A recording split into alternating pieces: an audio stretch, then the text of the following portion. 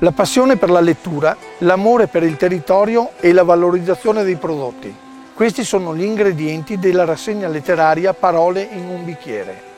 Un progetto che la Proloco di San Pietro di Feletto vuole proporre per valorizzare l'amore per i libri e le emozioni della musica, per riscoprire il piacere dello stare insieme, conoscendo autori e opere all'interno di realtà in cui si respira l'arte di fare il vino.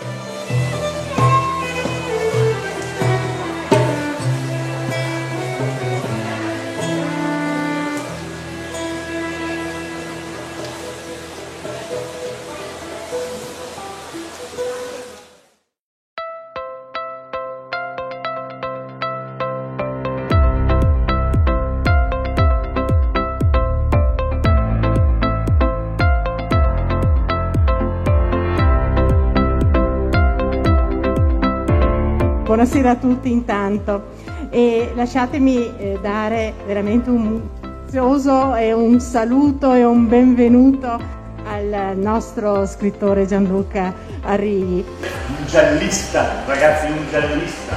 Perché giallista?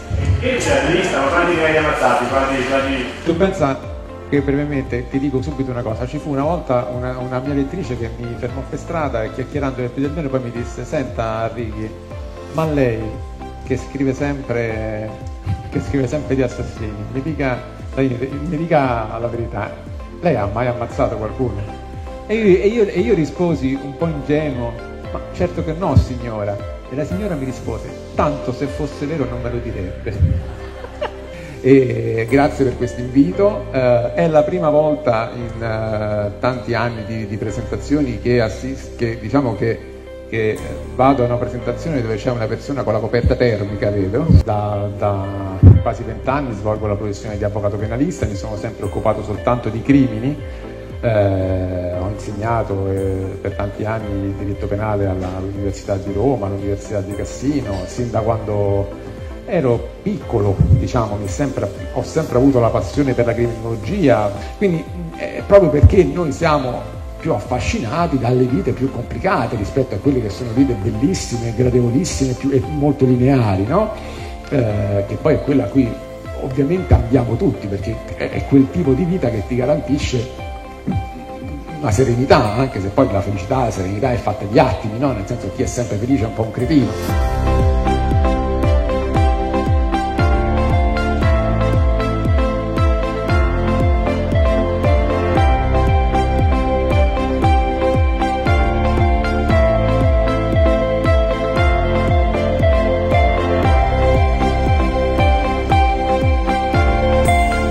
Allora, il nome è Castellalta perché? Perché ci troviamo nella parte sommitale di via Castella.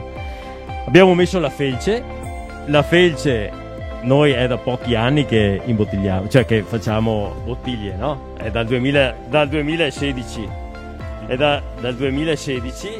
E allora tenevo sempre d'occhio tutti i loghi delle nuove aziende che venivano fuori. Questo si chiama Col Candut, questo è il vigneto, cioè una parte, diciamo, delle uve viene anche dal vigneto che si trova al di sopra del Candut. Il Candut è una sorgente di acqua naturale. L'altro si chiama Canago, che era la vecchia nome della frazione di Rua di Feletto.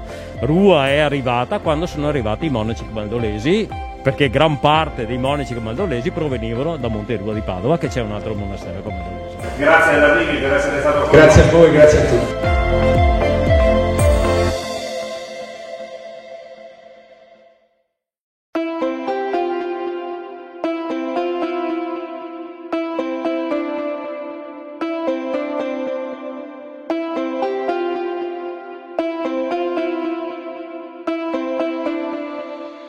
Luigino Bravenin, secondo applauso, così bene. È l'autore che conosceremo questa sera in compagnia dell'assessore Claudia Meneghin. Assessore, buonasera. Quella volta che sono nato, mia madre ha detto che si era sognata alcuni giorni prima di partorire che avrebbe partorito un bambino, una volta non si sapeva se era maschio o femmina prima, e che l'avrebbe chiamato Luigino. Poi molto probabilmente negli anni 50 era facile chiamare con i diminutivi i figli Luigino, Faustino, Carluccio. non avrebbe mai pensato che io poi sono arrivato ad essere quello che sono e pesare un quintale, capite? Comunque è andata così. E si sedette nel piccolo spazio che il cognato aveva ricavato da una rientranza della casa a fianco.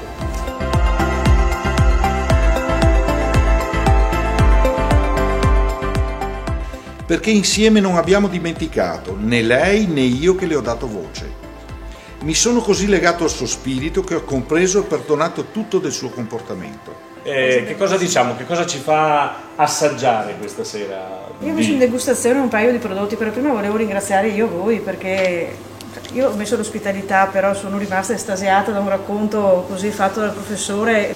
Sono contenta di ospitarvi, siamo un'azienda, una delle tante aziende insomma, di questo splendido territorio, e qui questa sera metteremo in degustazione un paio di prodotti, vista l'ora, quelli che pensavamo fossero un attimino più adatti.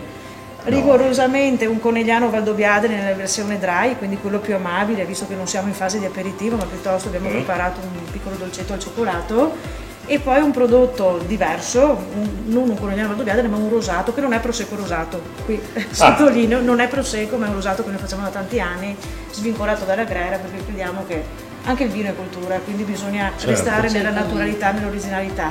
Perché come sempre diciamo e dobbiamo non dimenticare mai. Grazie Gigi.